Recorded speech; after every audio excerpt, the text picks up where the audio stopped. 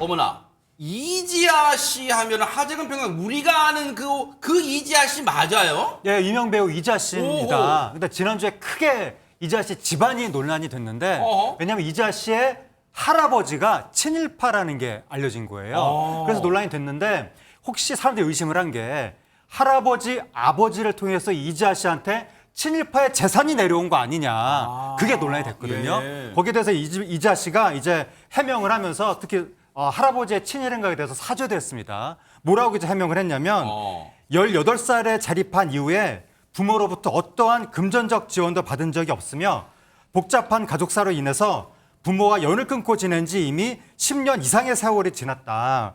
2살 때 조부께서 돌아가셔서 기억이 없으며 친일 행위도 전혀 알지 못하고 자랐다. 네. 이렇게 얘기를 했습니다. 지금 이 얘기를 들으면 유인경 평론가님, 우리 조상들 친일파 아니라고 한 게 아니라 네.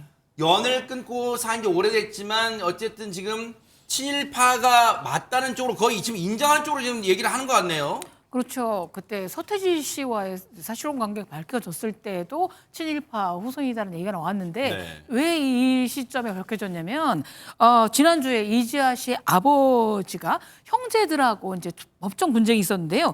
350억 원 규모의 할아버지가 남겨준 유산을 갖고 투쟁을 하면서 분쟁이 있었어요? 네, 분쟁이 있었는데 도대체 이 350억이나 되는 땅을 갖고 싸우는 가족이 누구냐 봤더니 친일파 김준홍 씨의 자녀들로 이제 밝혀졌는데, 김순흥, 예. 네, 김순흥 씨의 자녀들 밝혀졌는데 그 자녀의 딸 중에 하나가 이지아 씨라는 거죠. 근데 올해가 광복 80주년입니다.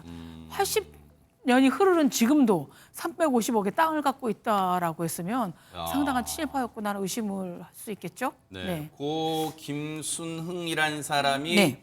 친일파였고 그 슬하에 여러 자제들이 있었는데 네. 그 자제 중에 한 명이 이지아 씨의 아버지였다 이제 그러는 거예요. 네. 지금 그런데 이지아 씨의 아버지하고는 이지아 씨는 오래전에 부모와도 연을 끊고 살았다는 거예요. 근데 그 어쨌든 이지아 씨 아버지 형제들이 있을 거 아니에요? 네. 그 형제들이 350억 정도의 토지, 땅을 놓고 분쟁 중이다. 지금 그 얘기 터졌는데 근데 허준 변호사님 앞서 유인경 변호사님 잠깐 설명하셨지만 예전에도 이 논란이 있었던 거예요? 설명 좀 해주세요.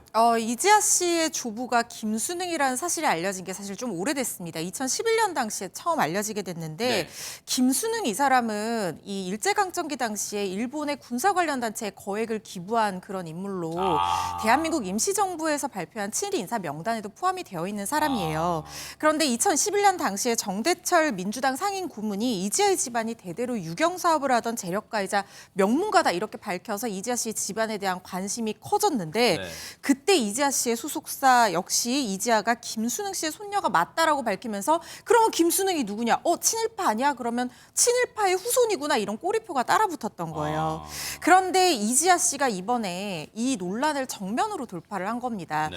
사과문을 직접 발표하면서 어떤 입장을 밝혔냐면 네. 본인이 2011년에 기사로 알게 된 것도 맞다. 그리고 그 이후에 민족문제연구소를 여러 차례 방문해서 관련 자료를 확인하고 공부했다 이렇게 밝혔는데 이게 진실인 게 민족문제연구소의 이모 실장이라는 사람이 일간지와 인터뷰를 했는데 이지아 씨와 직접 대면을 해서 이 부분에 대해서 알려줬다라는 거예요. 그래서 조부에 대한 어떤 행적에 대해서 억울해하지 않고 그대로 받아들이고 후손으로서 어떻게 해야 되냐고 물어봤더니 열심히 공부하고 관심을 가지고 지켜봐야 된다 이렇게 조언을 해줬다라는 인터뷰가 나왔거든요. 그리고 이지아 씨가 지금 더 직접적으로 친일파의 후손이지만 어떤 입장을 제대로 밝힌 부분이 뭐냐면 이번에 논란이 중심이 된 이 안양 소재의 땅 있잖아요. 350억 상당의 이 분쟁 토지. 네. 이게 만약에 일제 강점기 동안 취득된 재산이라고 하면 반드시 국가에 환수돼야 한다고 생각한다라고 정면으로 입장을 밝혔습니다. 네. 그럼 지금 이 오늘에서야 뉴스파이터 통해서 아시게 된 분도 있으실 거예요. 하재근 평론가님, 이지아 씨가 친일파 후손이었어? 그런 분도 계실 것 같아요. 이번 논란을 통해서 굉장히 크게 이 사실이 널리 알려지게 된 거죠. 기존에도 아는 사람은 알았지만 네. 이번에 많이 알려지게 되니까 거기에 대해서 이지아 씨가 이번에 또 이제 사과를 하게 된 거예요. 네. 뭐라고 사과를 했냐면 조부에 대한 역사적 과오를 깊이 인식하며 후손으로서 진심으로 사죄드린다.